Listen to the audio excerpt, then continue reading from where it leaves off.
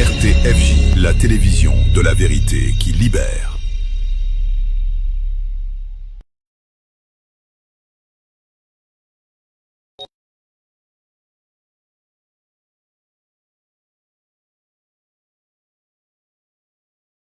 La RTFJ, la télévision de la vérité qui libère.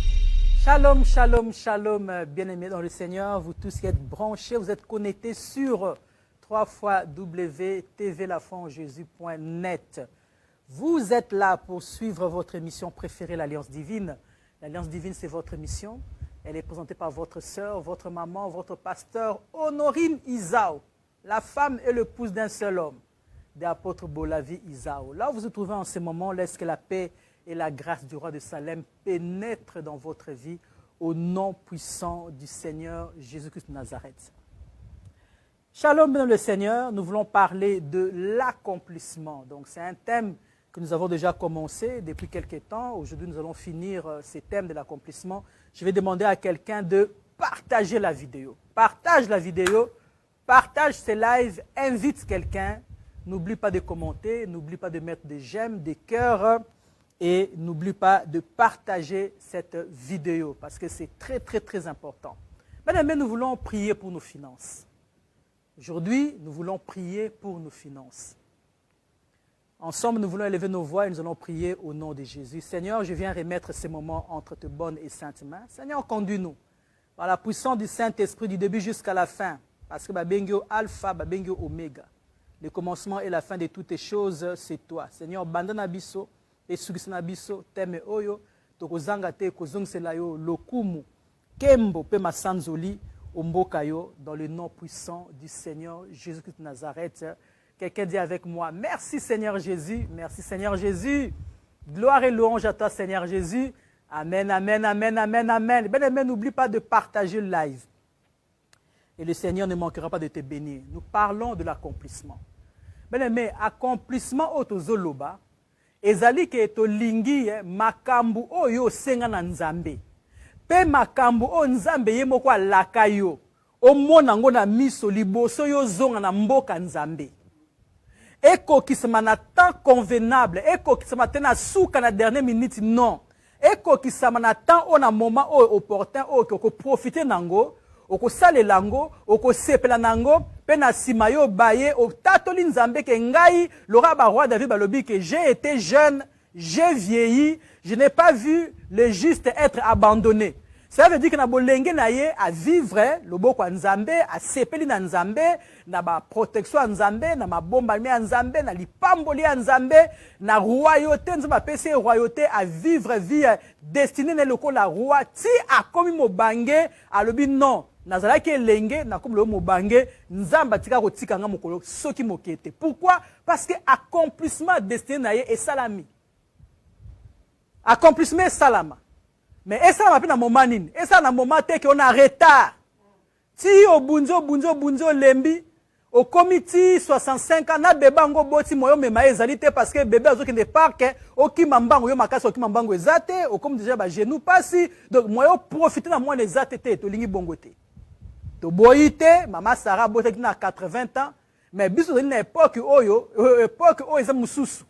Na génération oyo soko bote na 80 ans eza biso difficile parce que âge oyo bat mususu ba kana ba homme na ba maison de repos. Biso na âge to lingi maintenant siko to zokola na bango et permettre biso pe to mona pe ba koko na biso bana o bana ba robota. To profiter na to ba ke non nzamba pamboli biso, nzamba abandonner biso te. Bien-aimé, nzamba la ki obloko belé. Ezoko kisama te. Pona nini nde keso ye fotuna. Ezoko kisama te pona nini. Est-ce que yo mo dali ko tambola mabe? To yo obondela malamu te? To ba principe sozo to sate to likamongo ezali nini? Moussou rien à voir na yango. Dieu a dit, il nous a bénis de toutes sortes de bénédictions de lieux célestes. Mais bénédictions to ko simba on te pona nini. Bien-aimé, eza peut-être na domaine moko boyo oyo ozo ko simba te. Na betele ko lisolo ya marabout ex marabout akoma musala nzambe. Alobi biso to manipulaka finance ya bana nzambe. Pona nini? Po ete makambu oyo faut esengeli basala na dessiner na bango et s'accomplir parce que on a besoin de finances pour nous ça manandela mbongo et s'accomplir. Donc ça veut dire que il y a un point oyo bondelaka, oyo jenaka, oyo salaka nyonso, ozo tosa ti malako na nzambe, mais makambo ne zozwaka retard pour na nini parce que ba promesse yango, ba projet yango, ba contact yango, soko tali téléphone na yo, oza ba contact ti ba ministre, ti ba secrétaire ba ministre, ti ba président, ti ba tout. Mais eloko ne zosala ke zo koksamate parce que finance na ezali manipuler. Yonga le na relation de ni rebonde pour débloquer finance na yo. Ex-magicien lobby, biso to lingi te ke ba na nzambe baza na mbongo. Pourquoi?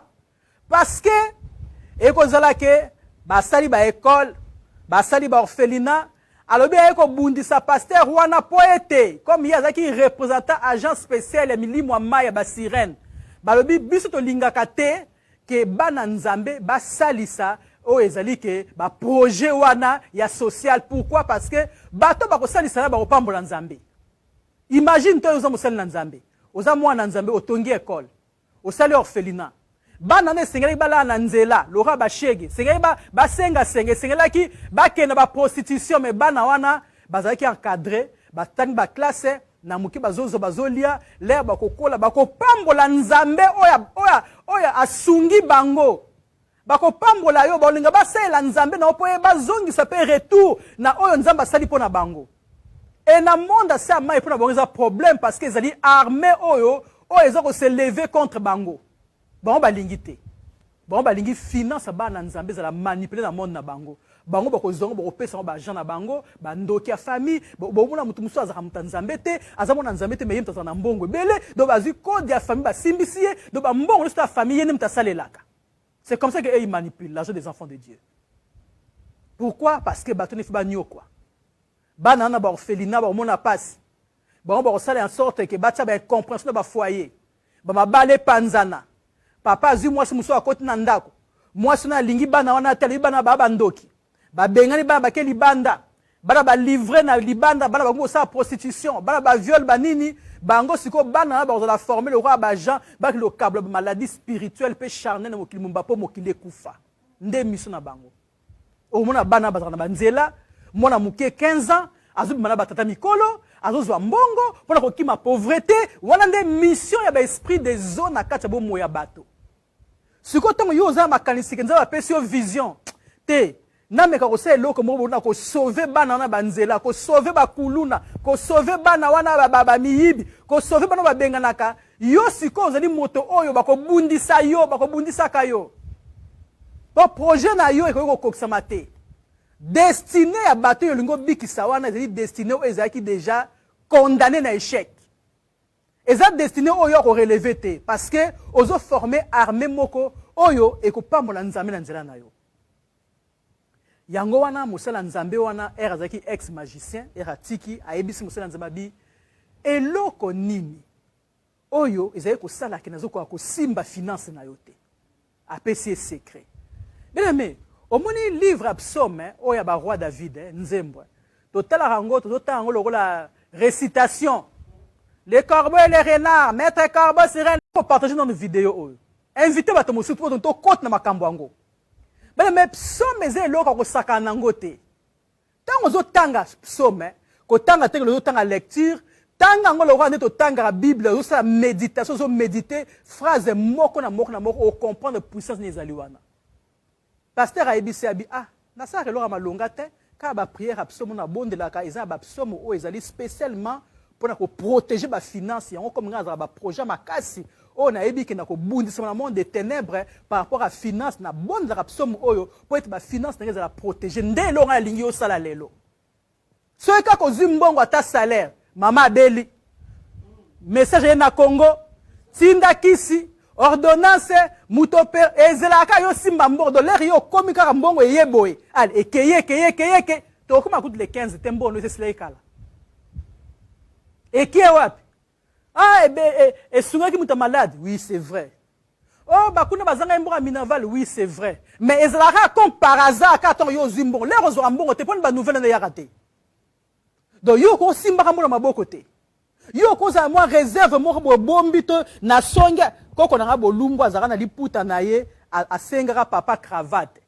papa cravate ngwa nini pe koko to sengaka cravate ko bolumbu to azaka atimba donc liputa na yeso akangi songe cravate on a ba mbongo nyonso ba mama ba pesa kaye ba noko ba biso tout eza mabende eza ba tout eza basengi akoti saka kuna koko ko luka na chambre na mbongo partout okomona te alala kana ngwa lamuka nango nzo ndezaka wapi donc azna banque na mondiale oyo babenga cravate donc soka koti kuna ekenda ezokende allez a tourner a kangi na mokaba pa alali donc koko le akomi ko bela nda akomi pepe na kokufa nde bakomi ko luka ke mbongo nini abi non nga za mbongo na ngai nga moko na kokufa bilamba na nga makam na nga tout mbongo na nga ezali yo zaka na mbongo abi na zaka na mbongo na nga mbongo tata Daniel apesa kanga mbongo mama da apesa kanga mbongo lo kabila za ba mbongo na nga tout ezaka awa wapi afu abi fongola nga mokaba to fungola cravate donc cravate ba fina ba tala ba mbongo ezo bimaka liboke mike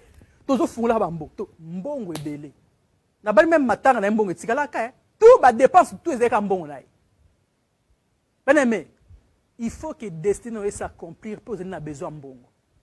Quand Dieu te donne la vision, Dieu a déjà prévu la provision. Après cette vision, alobi a pambolio de toutes sortes de bénédictions dans le lieu céleste. Si ko yonde loko ko ben dans le lieu céleste aussi mon ma beau côté parce qu'il y a des secrets à prière absomme ya finance te yango bango ba récupérer rango aller batina ba prison na bango. Batina ba caisse na bango. Batina ba coffre fort.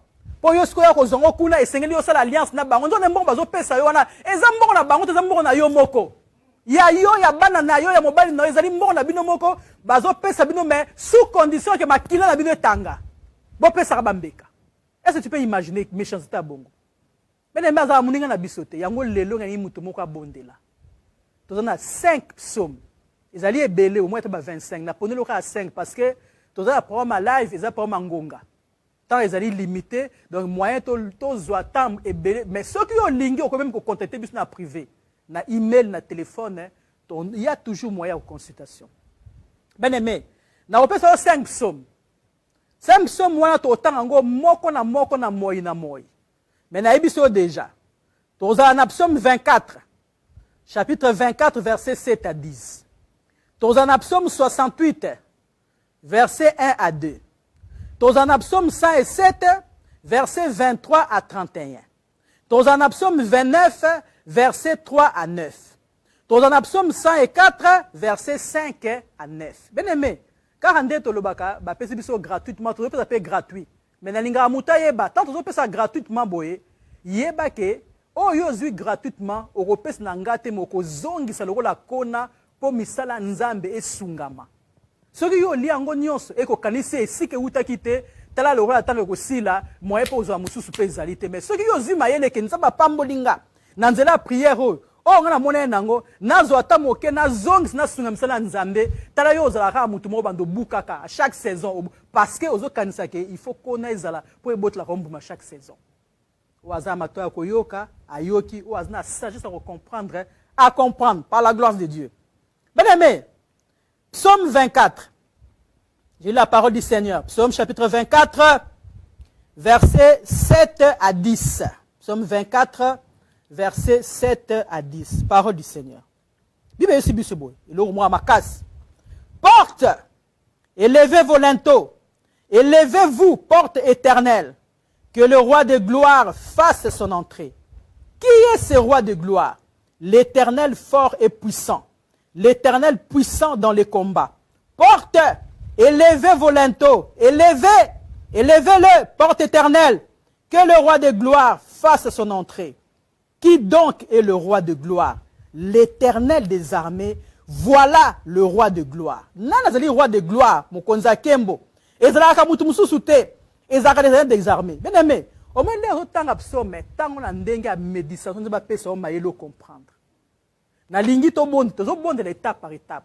Na lingi yo comprendre, maloba o elobini. Parole o ya psaume 24 to tangi ezo lakisa biso l'autorité à Nzambe na ba accès surtout ya vinayo. Autorité à Nzambe faut ezalaka na ba accès surtout financière à bomoina yo. Quel que soit mbongo nyonso tu oyo ko simba ezali ba porte. Ben aimé. Nazo zela mbongo moko boye ya ba location familiale ezali porte on Nzamba fungoli pozwa. Eza mutu mususu azela porte ne funga ma porte ne kangemla ya na bana mazo location familiale te. Et ça apporte mususu, tam sous pension alimentaire. Ti juge non a jugate à le baquet, c'est une porte accès mo que fermée. Mutu musu a koufla mo balaz na droit, ya mbongo ba veuve mais ba pesa été passé des portes mais fermée. Et ça dit ba accès, bien aimé, ba accès nyonso. Et ça la salaire na yo. Et ça la mbongo a commerce. Et ça la o nyonso to ligo zela. Et ça ba accès o yo ko kotisa autorité a nzambe porte on fungwama. Yango tozoba que porte, élevez-vous. Élevez vos lettres. Fungwama. Roi de gloire à kota. Non, roi de gloire. L'éternel des armées, grand et puissant. Donc, yo siko, ozo pesa nzambe, nzela. À kota na ba porte, nyo sote ba kisa vina yo. Yana ibna mutumoko, o azama toa ko yoka, le ba porte do fungwama, yeba ko zongi sakona. Beno le Seigneur, ba porte ko fungwama. Porte mso ko fungwama, o ba bengo esika moko boy. Kop moko boy kune pa ba ministre. O ba bengo esika moko, kop moko boy fungwami kuna. O salaire, augmentation moko boy. Ben aimé, mutu musu tam na droit ba 13e mois ba pesa ka été. Aza droit ba congé payé ba pesa ka été. Donc ça ba accès aux ali fermé. Ben aimé to lingi accès on fungwama. Élevez-vous. Ben aimé, tu vas prier. Blocage nyonso financier et fléchir. Maintenant, to banon déjà siko. Bana ko fungula ba porte. Le ba porte nyonso vinanga, o ya mosolo. Quel que soit, na ebelo nyonso la kate. Tam so sara mombongo. Tam so teka kanguba de sa porte ndako. Tam so teka katonini. Tam so za ba mi commerce na yo. To za muto sara ba conteneur. To zela ka salaire. Porte nyonso tout accès nyonso tout ozali ko zela mbongo e funga masiko. Au nom de Jésus, tandis qu'on funga ba porte nyonso te fléchir. E bukana, porte nyonso, moto nyonso, o tandis qu'on devoir nga, moto nyonso, o esenga pesa nga inyongo, o afuta kate, o akangi accès a mbongo wana, ponga na zwango te, porte wane fungwama. Action ne fungama, roi de gloire à kota, a kene ko retirer, a botola, na autorité na ye, ba finance nanga, na ba porte nyonso, et si ke kangami, na ye ko buka ba porte, na ye ko funga ba porte, bato nyonso, o esengeli ba pambola ngai, ba porte ne fungama, bato nyonso, esengeli ke ba répondre nga, ba porte ne fungama, bato nyonso, esengeli ke ba bénir nga, ba porte ne fungama, bato nyonso, moto mosusu bena le Seigneur, batanga ki kombo na yo, po ba kanisa yo, iya ki atangi kombo na ndeya mabe, po ba kanisa yo te, porte wana, quel que soit maloba oya lobaki, po ba kanisa yo te, porte liko fungama, moto wana mémoire na ye ko zonga, ndeye mémoire a Pharaon ezonga ki, po na Mardoché,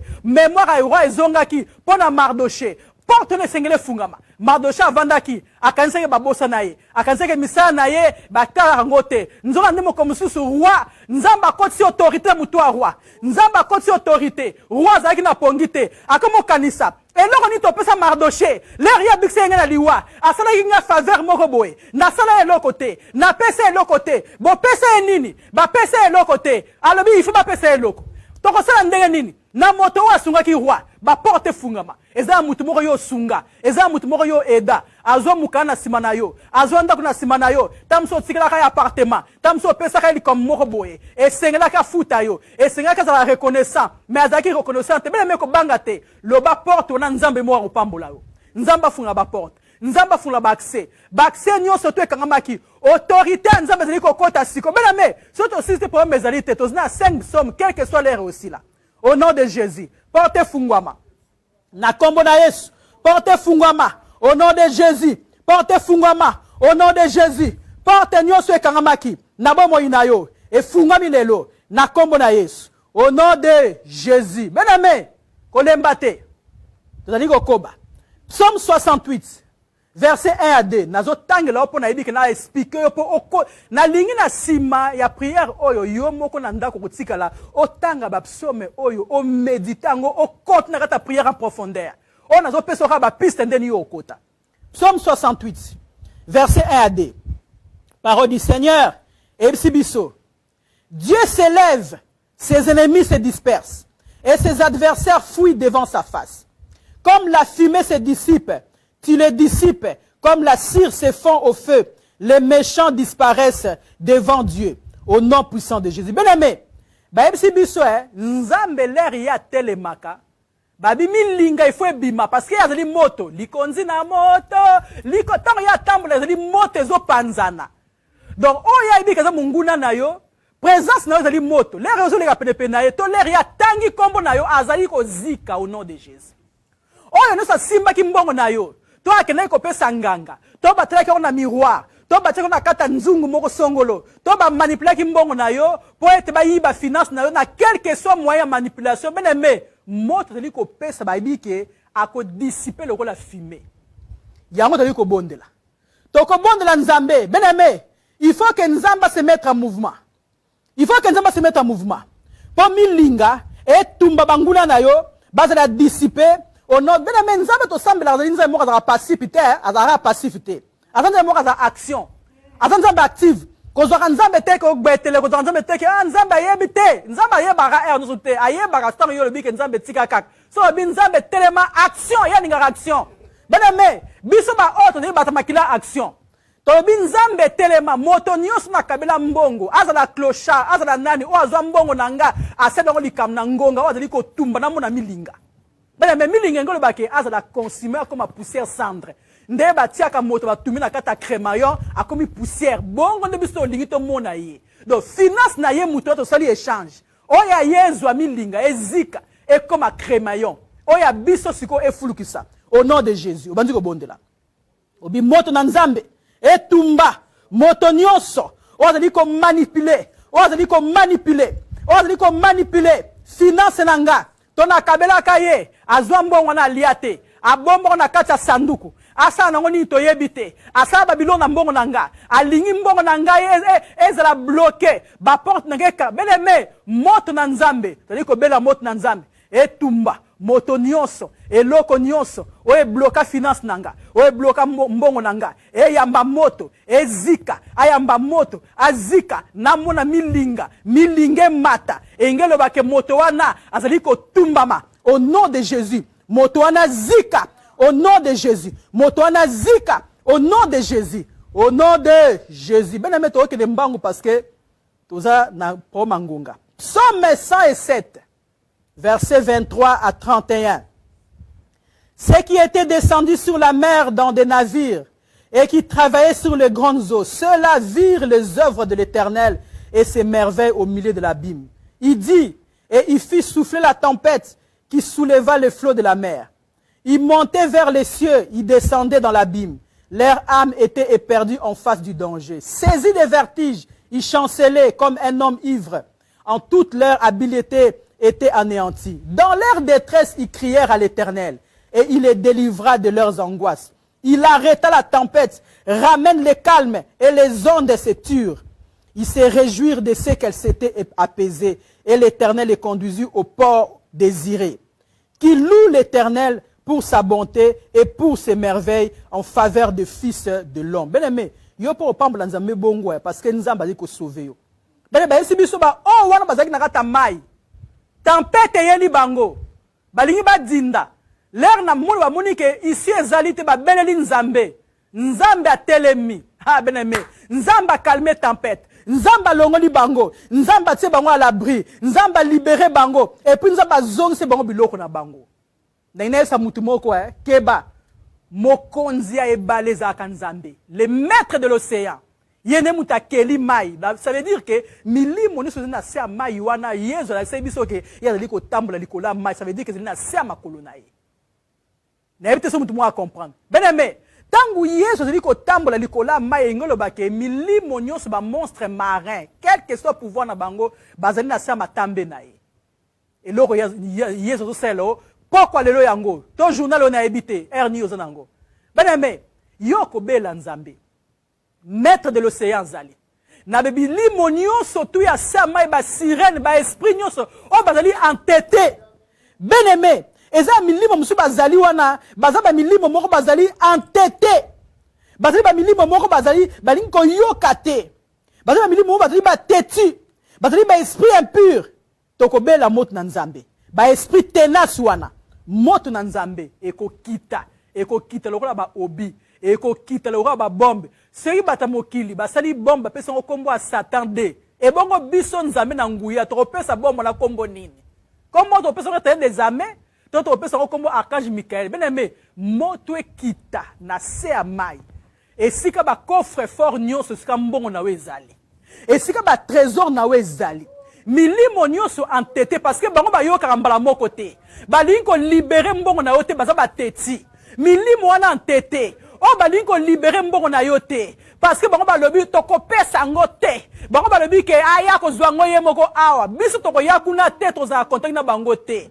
tozotinda le roi de la mer tozotinda bombe céleste ezokende kopunza ekende kotumba bango na bakese ezali kofungwama ezali kopanzana pe tozali korécupérer au nom de Jésus moto ekita na kati ya mai kuna moto ekita bombe tumba bombe pela bombe lobeleme banda ko cibler o localiser ezali wapi o na yo ezali wapi mbongo na yo esika ba bomba na kati ya kunda ba trésor nyonso satanique na se ya mai esika babombi yango bazwi bozwi mine batiki ya yo bakozwa ti ya bana na yo batiki ya bana na yo baketi na bagénération future mpo bango bazala babola eza mutu mosusu ye azalaki mobola aboti mwana mpe na nsima azosufri kani papa sufraka ye mpe mobola pourquoi parce que bozwi ya génération mobimba na se ya coffre fort bien aimé bombe céleste ekende kopanza ekende kotumba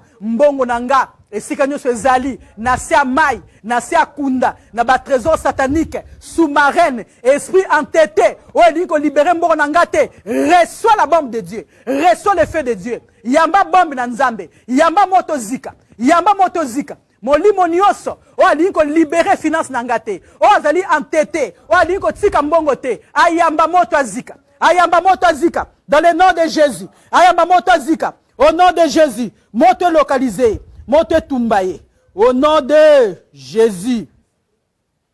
Bien-aimé, psaume 29 verset 3 à 9 parole du Seigneur.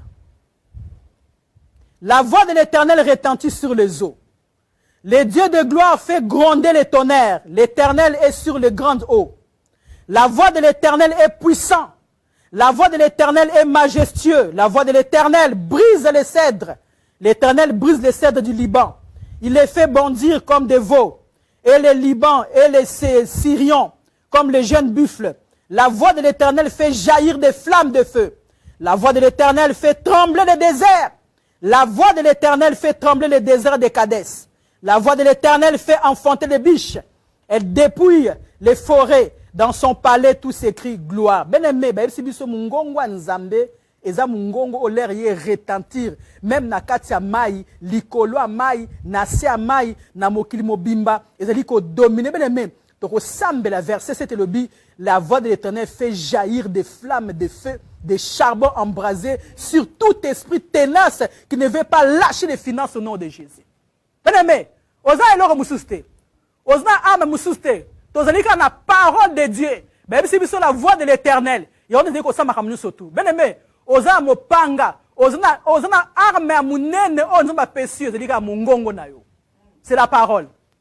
Parole na yo, ainsi dit l'Éternel. Oh yo zali ko loba, il y a nzamba zali ko loba à travers na yo. Parce que mo kile sala magna parole.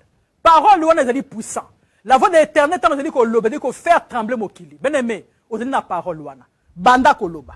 Ndeka bibe lobi. Ndeba ebsibiso. C'est-à-dire qu'on faire jaillir, c'est-à-dire qu'on faire jaillir ma flamme de l'air yozo loba. Il faut pas monter du mana munoko na yo. Le roi ya lingo tika finance na yo te. A lingi bo so na yo siko telema siko sona na ye. Mais l'or ya ibité yozo loba a encore te ma présence na yo te parce que munoko no monte zo bima. Ya encore côté bien aimé, ozali ko kausa ko assécher ba mai ni surtout na ibité mai ni ba tiela yo.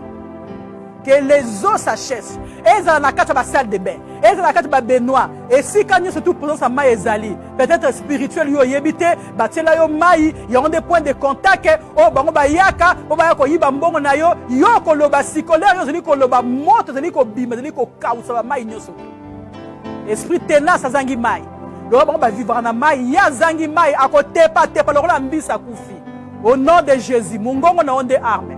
Au nom de Jésus. Na bimisi moto na munoko nanga moto nyonso wazali ko loba na monoko na ye ke nga azali na droit ko pamba mate moto nyonso azali ko loba na monoko na ye ke nga azaka na nyongo na ye esengeli na futa na mbongo na nga moto nyonso alobaka ke azali ko luka nga na futa nyongo moko ko songolo pakla ona yebite ezalaki nyongo ya tata ye to ya mama ye to ya bakoko asaka ba alliance na ye e noko ba kisi na ye aba futa nyongo te e komi nga na futa yango e comme la femme du prophète mobali akufi atiki ba nyongo bazwa ba na esclavage yango na lobi mongongo na nzambe na kati nanga nazali esclave mutu te na boyi nyongo nyonso oya molimo obali ko réclamenga e yamba moto ezika na eko anile ba nyongo nyonso voix de l'Éternel ezali ko ganga liko ba nyongo nyonso tu alobi tout est accompli dans na nyongo te o azali ko tuna nga nyongo akene kozwa mbongo na c'est le sang de Jésus o azali ko tuna nga nyongo akene ko récupérer mbongo na c'est le sang de Jésus o azali na besoin pesa ye mbongo azali na makila na Yesu yango ne nyongo nezali ko futa la voix de l'Éternel nazali ko loba sikoyo nazina nyongo mutu te oyo nyonso akotelemelanga pona ko senga nga nyongo songolo pakala bele de le Seigneur ayamba moto na nzambe akufa dans le nom puissant du Seigneur Jésus-Christ de Nazareth. Bien aimé, dernier psaume. La haute sélectionnaki. Psaume 104, versets 5 à 9. Il a établi la terre sur le fondement, elle ne sera jamais ébranlée. Tu l'avais couverte de l'abîme comme d'un vêtement. Les eaux s'arrêtaient sur le montagne. Ils ont fui devant ta menace. Elles se sont précipitées à la voix de ton tonnerre. Des montagnes se sont élevées, des vallées se sont abaissées au lieu que tu leur avais fixé.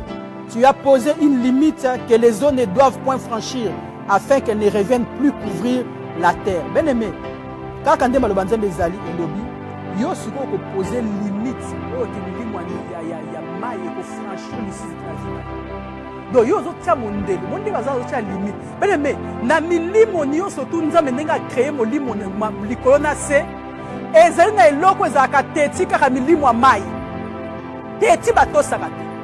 Au commencement, Dieu créa les ciels et la terre était informe et vide. Il y avait qu'à l'esprit des eaux, Nicolas Maï. Donc la Maï est les bandelanioso. Milimo wana l'air Lucifer akiti, avant na Maï wana, tant qu'on dit que ça mokili bazone tout ça ya sepelate. Motona mutozna limite na balobi zamba yo limite na yango, zamba tosa.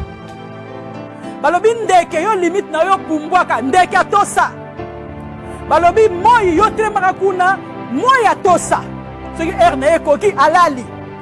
Balobi sanza yo bimaka na butu sanza tosa jamais robola ke sanza na moy atosa ernae minzoto batosa mutna na place na milimo mai batosa kate teti batosa kate balingi limite na bango te.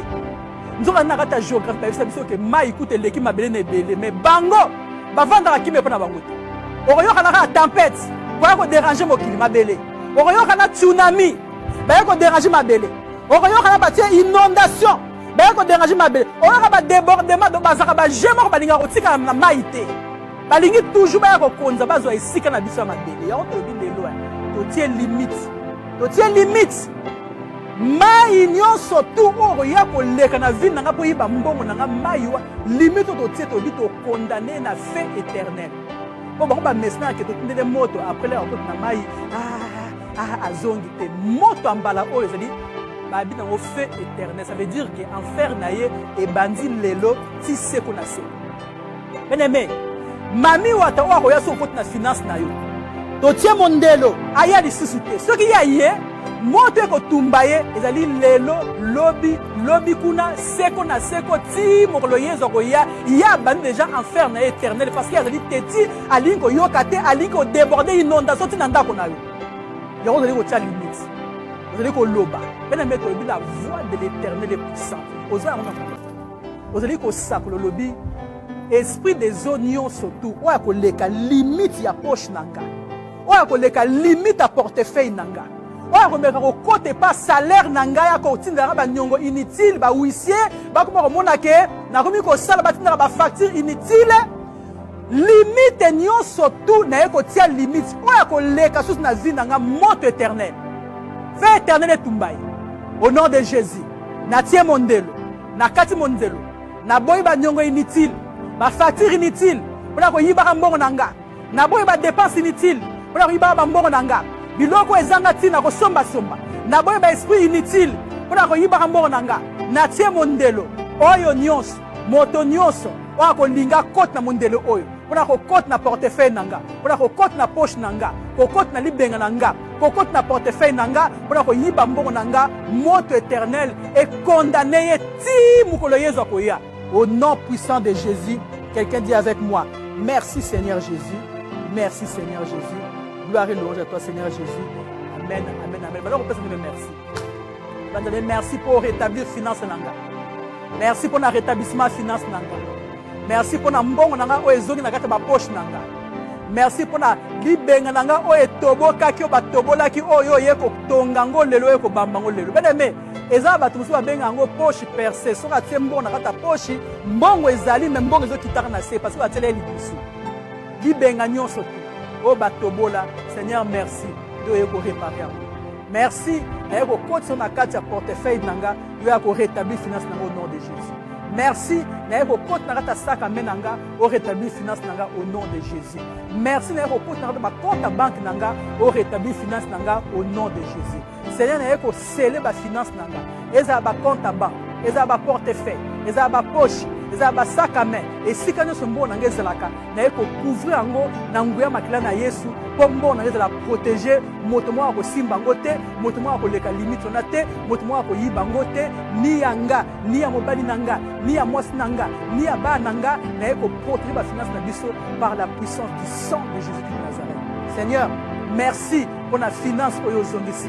Seigneur tokozanga te kozongisa lelo lokumu cœur asanzoli. Seigneur tokozanga te kopesa part oyo ezali ya yo po ete finance na biso ezala protéger kaka ndenge olobi mettez-moi de sorte à l'épreuve mpe bokomona te sina kopambola bino te yango biso tokotia na épreuve tokopesa yo oyo esengeli na yo po ete finance na biso ezala protéger ezala garder. Nzambe topesi yo merci na oyo osali na bomoi na biso mokola lelo lobi nous avons la sécurité. Comment on a reconnu dans le nom puissant du Seigneur Jésus-Christ de Nazareth. Bien-aimés, nous sommes arrivés à la fin de cette émission. Je te bénis, toi qui nous as suivis. Et ne manque pas de parler de cette émission. Le Seigneur ne manquera pas de te bénir. Nous prenons congé. Nous vous disons merci. À très bientôt. Ciao, ciao. Que le Seigneur vous bénisse. La RTFJ, la télévision de la vérité qui libère.